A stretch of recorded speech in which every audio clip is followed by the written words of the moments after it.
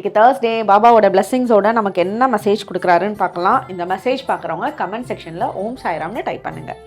நீங்கள் எந்த வேலையில் பாபாவை நினச்சி என்ன கேட்குறீங்களோ அவர் உங்ககிட்ட ஓடோடி வராரு, உங்கள் கூடையே இருக்காரு. நீங்கள் அதுவும் இல்லாமல் உங்களோட மனசார ஏதாவது டீப்பாக அவரோட கால் பாதத்தில் உங்களோட கை வச்சு நீங்கள் வேண்டுறீங்கன்னா அதெல்லாம் கிடைக்குது. நீங்கள் ஒரே ஒரு சின்ன தவறு தான் பண்ணுறீங்க. ஏன்னா சில நேரம் நம்ம செய்கிற தவறு நமக்கே தெரியாமல் போகும், அதில் ஒன்றும் தப்பு கிடையாது. ஸோ இது நமக்கு ஒரு ரிமைண்டர் மெசேஜ் மாதிரி தான் இருக்குது.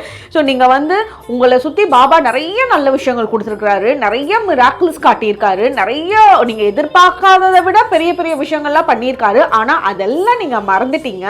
எது இப்ப நடக்காம இருக்கோ அதை மட்டுமே பாயிண்ட் பண்ணி எனக்கு நடக்கலன்னு நினைக்கிறீங்க. அதனால இவர் இது வரைக்கும் என்ன கொடுத்தாரோ அதெல்லாம் ஒரு 5 நிமிஷம் உட்காந்து அதுக்கெல்லாம் கிராட்டிடியூட் பண்ணுங்க. அதுக்கு பாபாவுக்கு தேங்க்யூ சொல்லுங்க. உங்களுக்கு இன்னும் பல மடங்கு அந்த ஹாப்பினஸை திருப்பி கொடுக்கறதுக்கு பாபா உங்க கூடயே ரெடியா இருக்காரு.